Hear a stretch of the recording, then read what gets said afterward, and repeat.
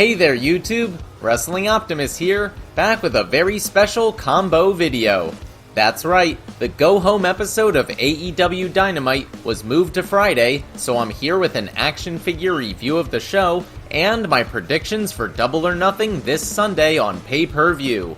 The Pickle Championship, which I totally won fair and square, is on the line, and this one counts towards the overall standings, so it's time to get serious. But first, if you're new here, make sure to like the video and subscribe to the channel for more pro wrestling and action figure content.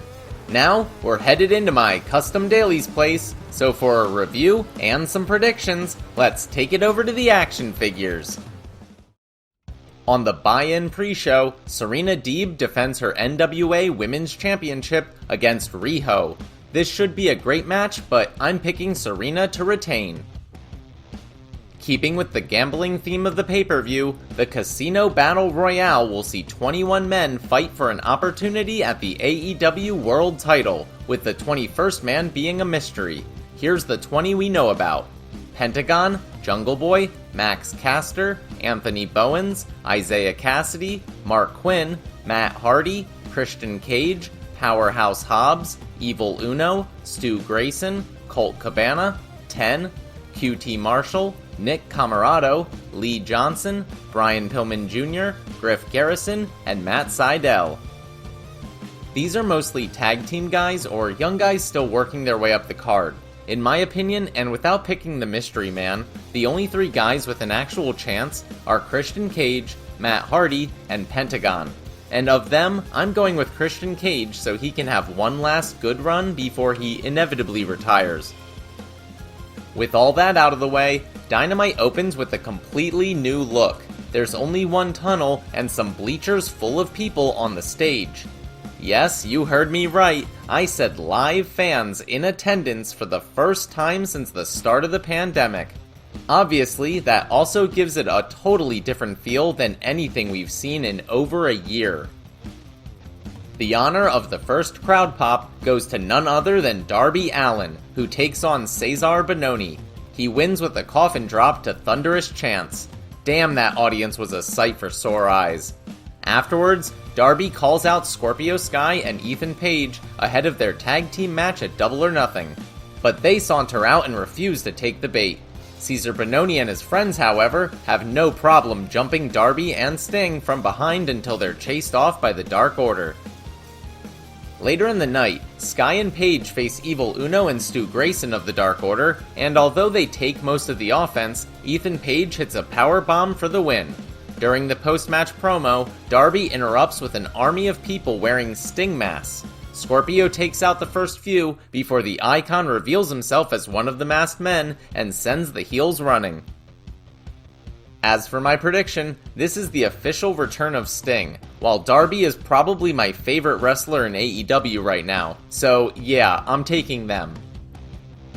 The former Big Show, Paul White, comes out to host a weigh-in for Sunday's match between Cody Rhodes and Anthony Ogogo.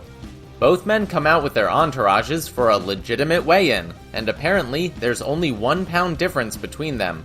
Still, QT seems to think that gives his man the advantage. As for my prediction, I don't think they'd let Cody, who represents the US, lose to Ogogo, who represents the UK, on Memorial Day weekend when Cody is using his dad's American Dream moniker for the first and only time. So I'm picking him, but keep in mind, Cody's about to have his first kid and might want to be written off TV for a bit, so a loss here wouldn't surprise me either. Hangman Adam Page takes on the bad boy Joey Janela ahead of his match against the Machine Brian Cage on Sunday. Fittingly, Taz is on commentary to speak on Cage's behalf. At some point, Hangman starts bleeding profusely from the head, but he manages to hit a buckshot lariat for the win. Brian Cage comes out afterwards, only for Hangman to question his manhood, literally and figuratively, so they agree to fight one-on-one without interference from the rest of Team Taz. As for my prediction, there's not much of a story here. Team Taz were being assholes to the Dark Order, so Hangman called out their fake champion. I do have a sneaking suspicion that Team Taz is going to break up soon though, and this could serve as the catalyst.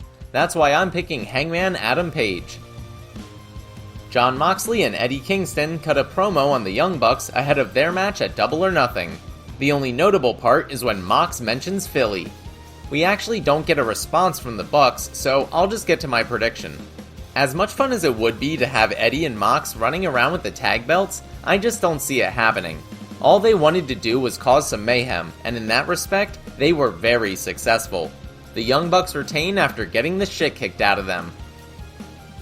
Rather than an interview with Orange Cassidy, we get the bastard Pac, who calls out Kenny Omega but gets Don Callis instead.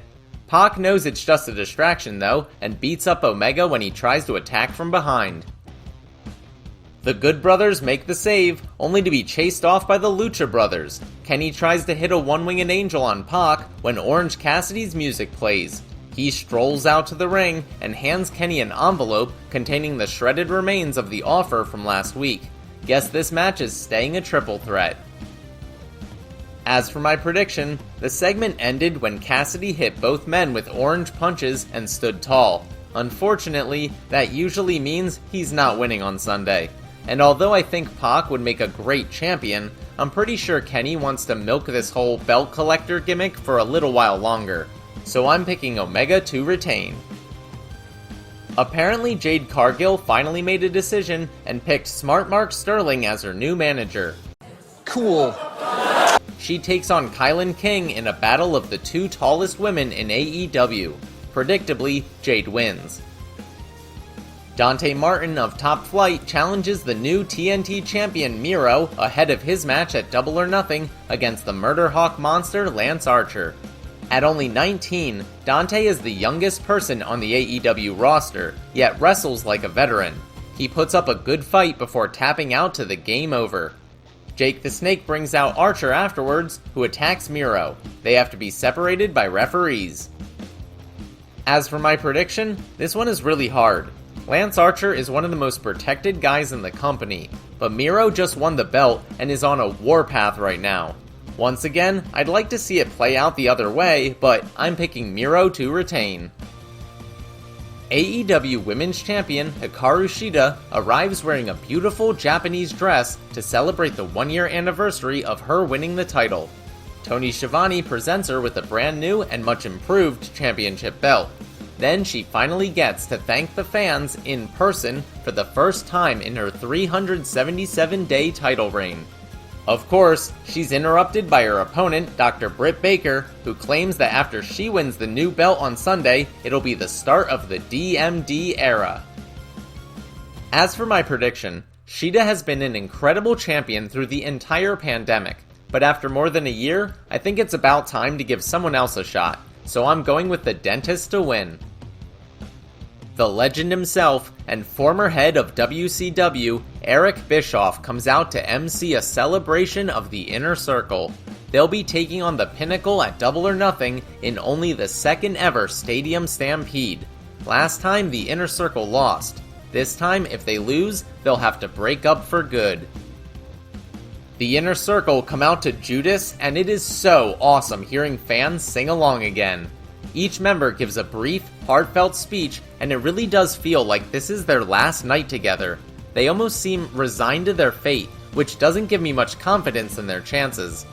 Jericho ends by saying that if they do lose, they're going down in a blaze of glory, and that he loves them. Aww. MJF appears on the big screen and mocks them. Then the cameras pan back, and we see Dean Malenko tied to a goalpost in the Jacksonville Jaguars Stadium. The Inner Circle rushes over to help, but gets ambushed along the way. In the end, the Pinnacle stand tall and pose with their logo on the stadium scoreboards as the show goes off the air.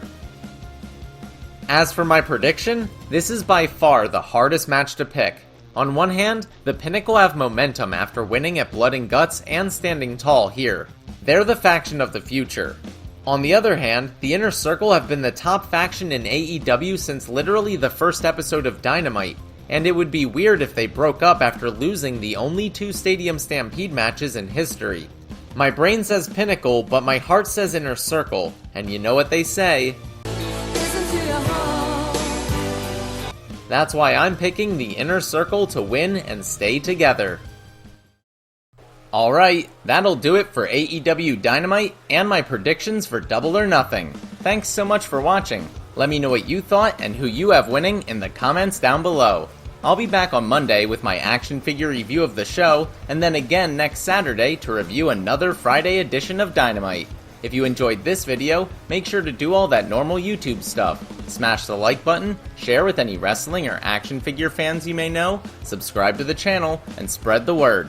You can also talk to me over on Twitter at WrestlingOptimus, or see all my best figure photography over on Instagram at WrestlingOptimus. If you haven't seen my latest unboxing video, you can check that out right here. But until next time, I've been Wrestling Optimus, and I'll catch you later.